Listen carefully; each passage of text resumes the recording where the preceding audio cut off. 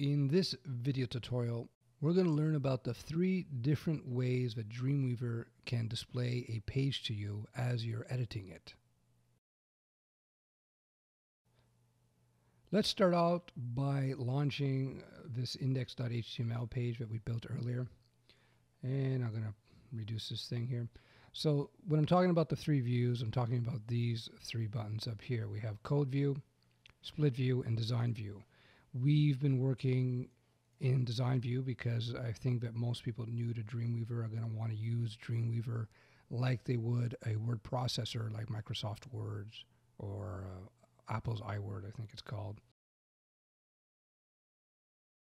Let's look at these 2 other views, and we're going to discuss the significance of these 2 other views and why Dreamweaver includes this. Let's look at code view first.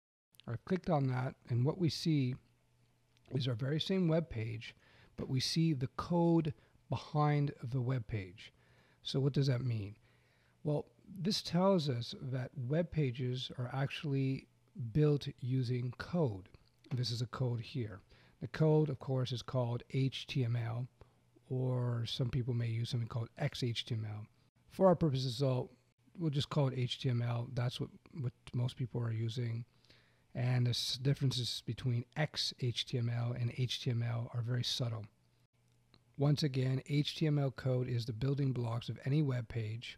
And when you're adding stuff in Dreamweaver yourself, from cutting and pasting and doing things like this and making things bold, Dreamweaver is actually writing the code for us in the background.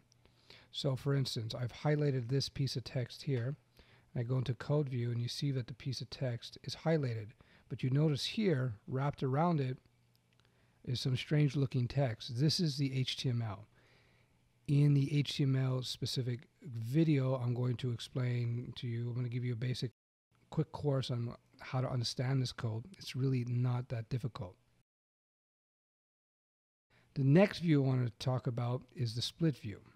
Now, split view is basically just a hybrid. You got the design view down here, and up here you got the code. What's really interesting, if you notice, if I highlight some code in design view, it gets highlighted in the code view up here. So having these different ways of looking at your page, code view, split view, design view, begs the question: why would Adobe create Dreamweaver in such a way to have these different ways of looking at your web pages? The reason is that sometimes it's just better to go into code. Dreamweaver is very powerful. It's probably the most powerful WYSIWYG HTML or web page editor in the world. So what does WYSIWYG stand for? WYSIWYG stands for what you see is what you get. Essentially, the idea behind a WYSIWYG web page design software like Adobe Dreamweaver, and there are others out there, is that you don't have to use code, you don't have to actually write code, and as you build your pages, what you see in this design view is going to be representative, is going to match what you're actually going to see in a browser. So we've done that before where I've previewed some code in Internet Explorer, for instance. So I just hit F12 and Internet Explorer launched, and as you can see, in Dreamweaver, it looks very similar to, well, identical in this case, to what we see in the actual web browser. This is very useful because it keeps us from having to continuously launch the browser to check out our pages. We should check them out from time to time, but with this nice visual editor, we got a pretty good idea of what's going on. So to recap, Dreamweaver provides a code view and a split view so that we can go into the code and make changes to our pages. So just in case there are situations where when we're in our actual design view where we may have some troubles. Later on in some other videos, I'll show you how we have to go into code view because using the visual editor here just doesn't cut it sometimes. It's not often, it's rare, but it still comes in useful to be able to understand what's going on behind the scenes, to understand the code. What's really cool about the code view and the split view is that you can use this to actually teach you about web design. So for instance, if I go into the code view here, I'm in the bottom pane here, which is the visual view.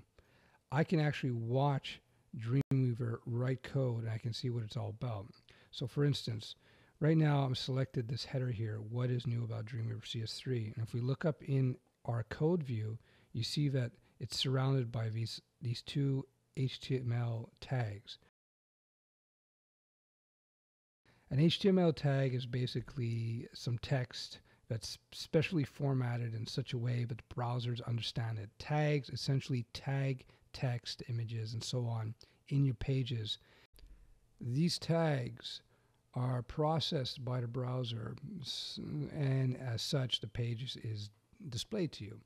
When I say process, essentially, the tags give instructions to the browser on how to display things. What I want you to take away from this is that split view can be used to more easily learn HTML. So again, I'm in the design view down here. I select this text and you see that it's actually this code here. So another thing I can do, if I select the text here, you notice down in the properties tab, I have the format drop down list here. Remember that? Now, right now it says heading 1. You notice we got H and 1. That means heading 1. So watch what happens when I select this text and I say, let's make this to heading 2. Watch in code view what happens. As you can see here, it turns to heading 2. Or how about if I select paragraph? So if I go into, well, I already selected it here. See, it turns into a paragraph. So as you can see, by working in the split view and working with the properties tab and so forth, you can learn HTML much more easily. And that's what we're going to learn in a dedicated video. That all said, what you're going to find is that once you start building your own websites with Dreamweaver CS3, that by jumping in and out of design view and split view and code view, you'll speed up the process of your web design. And at the same time, you're going to become more and more familiar with the code behind the pages. So to use Dreamweaver, you don't have to become a code expert, and you actually don't have to understand everything about the code, but it just makes your life easier if you do understand code.